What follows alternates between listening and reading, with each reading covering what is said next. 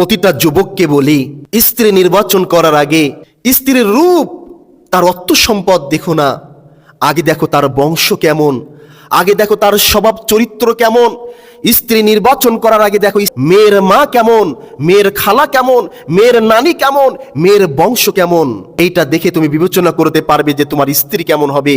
আজ রূপের পাগল হয়ে তুমি স্ত্রী নিয়ে এসেছো যার স্বভাব ভালো না, যার বংশ ভালো না, ওই স্ত্রী নিয়ে তুমি পৃথিবীতে শান্তি পাইতে পারো, কিন্তু তোমার জন্য যুবক পরকাল নষ্ট হয়ে গেল।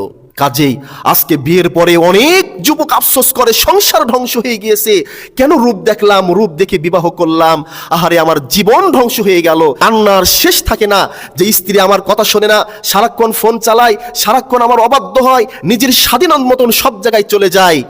তখন আফসোস করে, আহারে যুবক, বিবাহ করার আগে 10 বার ভাবতে হইতো, তাহলে তোমার জীবনটা আফসোসের কারণ হতো না।